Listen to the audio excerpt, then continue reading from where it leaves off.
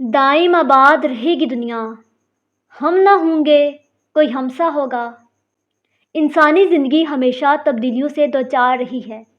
تبدیلی کے اس مسلسل عمل کے وسیلے سے انسانی خیالات اور فکری اور ذہنی سرمایے میں بھی تبدیلیاں اور اضافے رونما ہوتے رہے ہیں۔ شعر و ادب کا معاملہ بھی اسی نوعیت کا ہے۔ ایک زمانے میں ایک صنف مقبول رہی اور دوسرے زمانے میں کسی اور صنف نے قبول عام کا درجہ حاصل کیا۔ اردو کے اصناف سخن میں غزل کی صنف دوسری تمام اصناف کے مقابلے میں بڑی سخت جان واقع ہوئی۔ یہ نہ صرف زندہ رہی بلکہ اس کی مقبولیت میں کبھی کمی نہیں آئی۔ البتہ یہ ضرور ہے کہ فکر و خیال اور انداز بیان کی ندرت اور جذبات کی وجہ سے ہی یہ صنف مقبول رہی، اور وہی شاعر غزل کی روایت میں قابل ذکر ہیں جن کے ہاں طرز احساس یا انداز بیان کا نیا پن ملتا ہے۔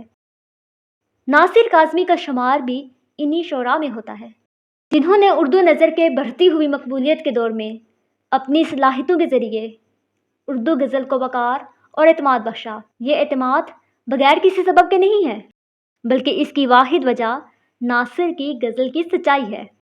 ناصر کاظمی نے زندگی کے سفر میں جو کچھ دیکھا اور جو محسوس کیا اسے اپنے باطن کا حصہ بنایا۔ اسی باطنی تخلیقی تجربے کا ہی معجزہ ہے کہ ناصر کی غزل زندگی سے ماورا محسوس نہیں ہوتی۔ ناصر کاظمی نے زندگی کی صداقتوں کو شعری صداقتیں بنا دیا۔ ناصر کاظمی کی زندگی جن غموں اور دکھوں سے نباہ کرنے میں گزری، ان کا اظہار ان کی غزل میں جھلکتا ہے۔ ان کی غزل اداسی کے تجربے کی عکاس ہے، تو ناصر زندگی میں واقعی اداس تھے۔ ہجرت ان کے لیے ایک تخلیقی تجربہ بنی، تو ہجرت ان کے جسم و جاں پر وارد ہوئی تھی۔ ان کے ہاں اگر عشق یا شاعری کے مضامین ملتے ہیں تو وہ عشق و محبت کے تجربوں کے بھٹی سے گزرے تھے۔ انہوں نے اگر پھیلتے ہوئے نظام زر کی قباحتوں کو اپنی شاعری کے ذریعے بیان کیا ہے تو وہ خود اس نظام زر کی قباحتوں کا شکار ہوئے تھے۔ ان کی غزلوں میں اگر رنگ و موسم سے ہم کلامی ملتی ہے تو وہ اپنی زندگی میں بھی اس ہم کلامی کے تجربے سے گزرے تھے۔ یہ ہم کلامی غم عشق اور غم ہجرت کا مداوا تھی یا کچھ اور؟ بہرحال اس میں بھی صداقت تھی۔ ناصر نے رات اور یاد کو اپنی شاعری کا استعارہ بنایا تو ان کی زندگی میں رات اور یاد کی واقعی ایک معنویت تھی۔ غرض یہ کہ ان کی غزل ان کی زندگی کی سچی ترجمان ہے۔ ناصر کاظمی کی زندگی کی سچائیوں میں سے ایک سچائی غم عشق ہے جو کہ ایک بہت بڑا تخلیقی محرک ہے۔ ناصر کاظمی نے محبتیں کیں اور ایک سے زیادہ محبتیں کیں اور کم و بیش ہر ایک میں ناکام رہے، لیکن اس ناکامی کے باوجود ان کے تجربے کی صداقت پر شبہ نہیں کیا جا سکتا۔ یہ ایک ایسے عاشق کا تجربہ ہے جس کی وصال کے لمحے تو ضرور میسر آئے، لیکن ان کا معاملہ عارضی لذتوں کا سا ہے۔ اصل شعر تو ہجر و فراق کے وہ طویل سلسلے ہیں جو ناصر کاظمی کی غزل پہ چھائے ہوئے ہیں۔ غم عشق کے بعد دوسرا تجربہ ناصر کی شخصیت اور شاعری پر وارد ہوا، وہ ہجرت کا تجربہ ہے۔ ناصر کاظمی کے ہاں ہجرت دوستوں سے وارد ہوئی ہے، ایک رشتوں کے انقطاع کی جہت سے، دوسری فسادات کے نتیجے میں قدروں کی پامالی کے راستے سے۔ تقسیم اور ہجرت جس طرح رابطوں اور رشتوں کی زنجیر کی تشنگی کا باعث بنی ہے، اس نے ناصر کاظمی کو حد درجہ اداس کیا۔ انہیں اپنے وطن کی بری طرح یاد آئی اور انہیں رہ رہ کر بچھڑے دریاؤں کا خیال آتا رہا۔ ہجرت اور فسادات نے ناصر کاظمی کی غزل کو ایک بڑی اساسی معنویت دی ہے۔ ناصر کاظمی کی غزل میں سفر ایک بہت بڑے استعارے کے طور پر موجود ہے جو یقیناً ہجرت کی دین ہے۔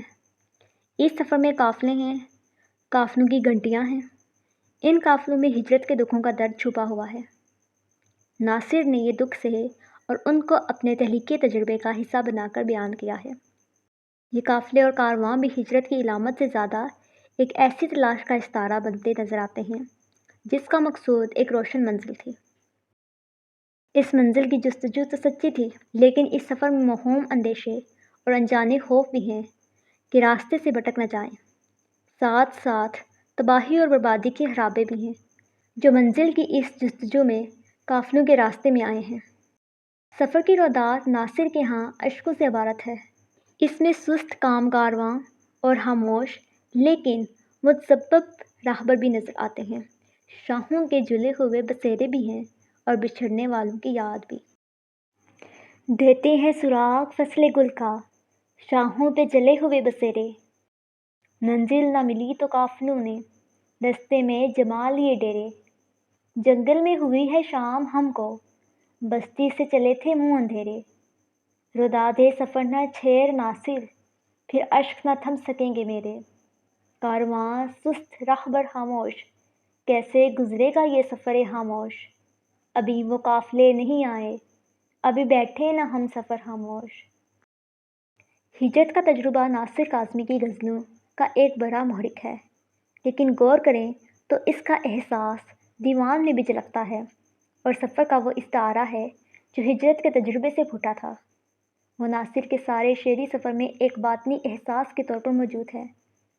حتیٰ کہ پہلی بارش جو ناصر کاظمی کے آخری دور کی شاعری ہے، اس میں بھی ایک سفر کی روداد ہے، اور یہاں ناصر کاظمی کیا تجربہ ذاتی تجربے سے بڑھ کر اجتماعی تجربے کی آواز بن جاتا ہے۔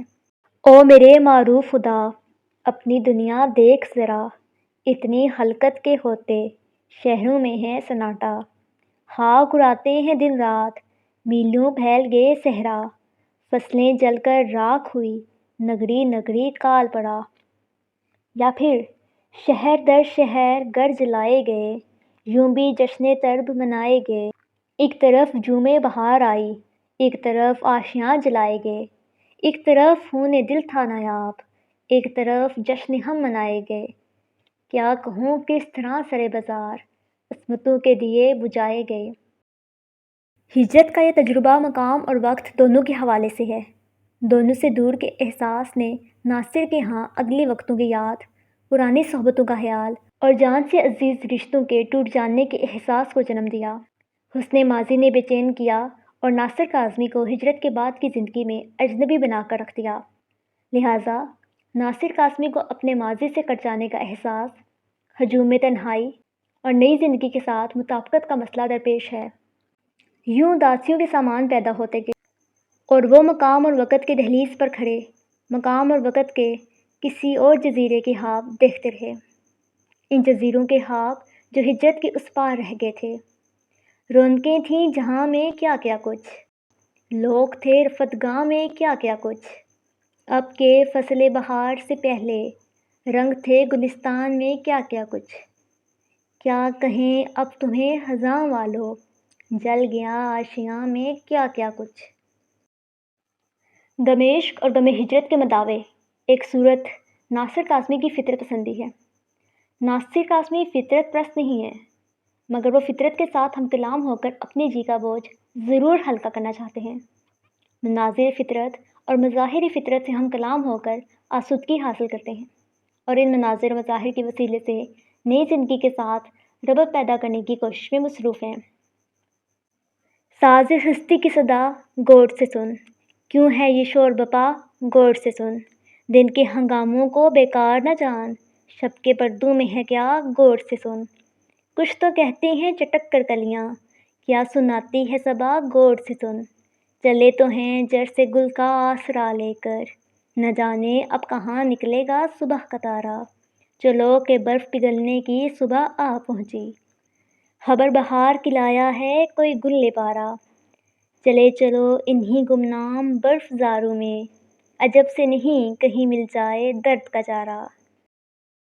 ناصر کاظمی اپنے ارد گرد کے مناظر کو اپنی داخلی واردات کے تناظر میں دیکھتے ہیں، اور ان سب کی طرف متوجہ ہونے کا ایک سبب یہ بھی ہے کہ ان سب سے کوئی نہ کوئی یاد منسوب ہے یا کوئی ذاتی حوالہ موجود ہے۔ ناصر کاظمی کی اداسیوں کا ایک بڑا سبب وہ نظام ضرب بھی ہے جو ہمارے ہاں ہجرت کے بعد پیدا ہوا اور جس نے انسان کو بدل کر رکھ دیا۔ اس تناظر میں انسان کی تلاش ناصر کاظمی کی غزل میں جا بجا نظر آتی ہے، جو ہجرت کے بعد کی زندگی میں گم ہو گیا۔ ہجرت سے پہلے کا انسان جس کے پاس دل تھا، جذبہ اور احساس کی فراواں دولت تھی، اس کے پاس دوسروں کی باتیں سننے کے لیے وقت تھا۔ وہ اس قدر مصروف نہیں تھا کہ صبح سویرے گھر سے نکلے اور رات گئی اس وقت لوٹے جب سب سو گئے ہوں۔ وہ چپکے سے آئے اور سو جائے، پھر اگلی صبح مقررہ وقت سے رات کے مقررہ وقت تک اپنی مصروفیات کو دہرائے۔ ہجرت کے بعد نئی زندگی کا یہ المیہ اس وقت شروع ہوتا ہے جب روپے پیسے کے حصول اور مادے کے تمانے اس نظام زر کو جنم دیا جو مادی نقطہ نظر سے ذاتی اور فوری سطح پر تو شاید سود مند ہو، لیکن یہ سود مندی انسانی نقطۂ نگاہ سے بڑی مہلک ثابت ہوئی۔ ناصر اس نظام سے بیزار اسی لیے ہے کہ اس نظام نے انسان سے زیادہ مشین بنا دیا ہے، جو ایک نظام کے تابع ہو کر اپنی سماجی اور تہذیبی ذمہ داریوں کو بھی فراموش کر بیٹھا ہے۔ صنعتی دور اور نظام زر نے انسان کو بے حس اور شفاف بنا دیا ہے۔ انسان اندر سے بھی بدل رہا ہے اور باہر سے بھی۔ انسانی رشتے ٹوٹتے جا رہے ہیں، لوٹ کھسوٹ کا بازار گرم ہے، تجوریاں بڑھی جا رہی ہیں اور دل خالی ہوتے جا رہے ہیں۔ یہ صنعتی تہذیب اور نظام زر کے طویل سلسلوں میں ناصر کاظمی اس انسان کی تلاش میں سرگرداں ہیں جو اس بے حسی کی بینٹ چڑھ گیا۔ اس انسان کا سفر دن کو بھی ہے اور رات کو بھی۔ ناصر کاظمی اپنی اداسی، رت جگہ اور تنہائی کا زاد راہ لے کر اس تلاش میں سرگرم دکھائی دیتے ہیں۔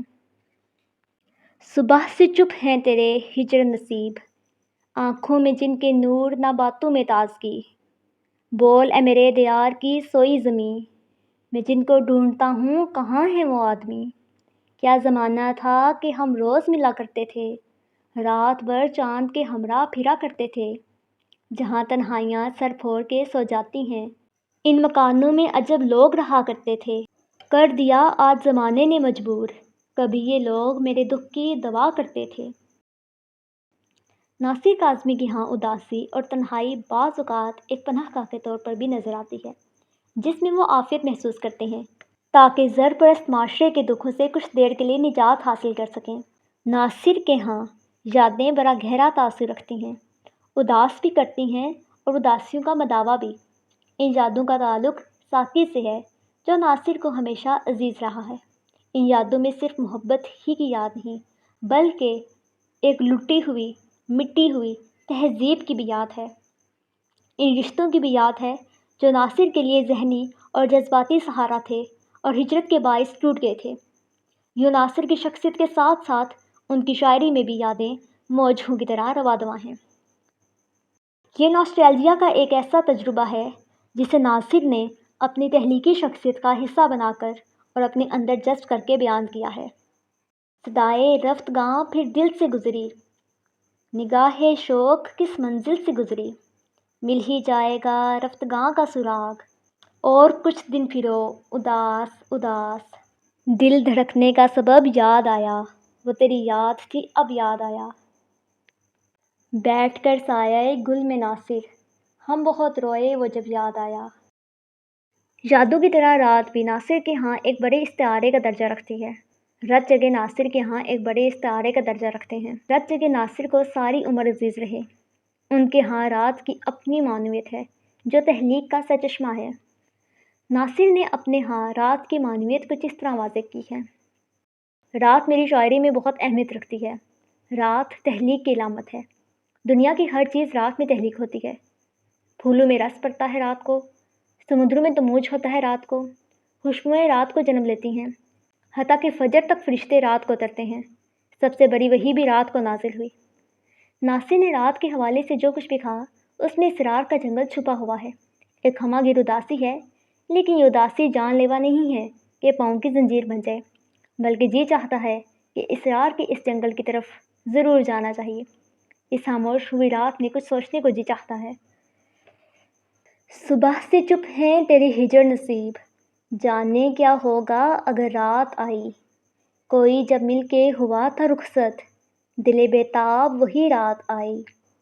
یہ ٹھٹری ہوئی لمبی راتیں کچھ پوچھتی ہیں، یہ خاموشی آواز نما کچھ کہتی ہیں، سب اپنے گھروں میں لمبی تان کے سوتے ہیں، اور دور کہیں کوئل کی صدا کچھ کہتی ہے، آج کی رات نہ سونا یار، آج ہم ساتواں در کھولیں گے، میں ہوں رات کا 1 بجا ہے، خالی راستہ بول رہا ہے، کیسی اندھیر رات ہے دیکھو، اپنے آپ سے ڈر لگتا ہے، ساری ہستی سو گئی ناصر، تو اب تک کیوں جاگ رہا ہے۔ ناصر کے رت جگے گئے وقت کی تلاش کا وسیلہ تھے یا گزرے ہوئے وقت کی جانکاری اور شدت سے فرار کا راستہ۔ حال کی بے ثمری کا رونا رونے کے لیے تھے یا ماضی کی رنگینیوں کو یاد کرنے کا کوئی ذریعہ؟ غور کریں تو ان میں دونوں پہلو تھے، ماضی کی یاد اور مستقبل کے بتغیر خواب، اور درمیان میں حال کا وہ سلسلہ جس میں ناصر قاسمی نے خود کو اجنبی محسوس کرایا تھا۔ رت جگوں کے یہ سلسلے تمام عمر جاری رہے، یہاں تک کہ ناصر قاسمی کا آخری وقت آ گیا۔ وہ میں کدے کو جگانے والا، وہ رات کی نیند اڑانے والا، یہ آج کیا اس کے جی میں آئی کہ شام ہوتے ہی گھر گیا وہ رات کا بے نوا مسافر، وہ تیرا شاعر، وہ تیرا ناصر، تیری گلی تک تو ہم نے دیکھا تھا، پھر نہ جانے کدھر گیا وہ۔ بقول ڈاکٹر احمد فاروق مشہدی، رات اس حادثے سے دلگیر ہو گئی، وہ جو اس کی خاموش تنہائیوں میں اس کا خاموش تھا، وہ تو مر گیا۔ کہیں کہیں کوئی روشنی ہے جو آتے جاتے سے پوچھتی ہے، کہاں ہے وہ اجنبی مسافر، کہاں گیا وہ اداس شاعر، اور رات کا یہ سوال تو اب بھی باقی ہے۔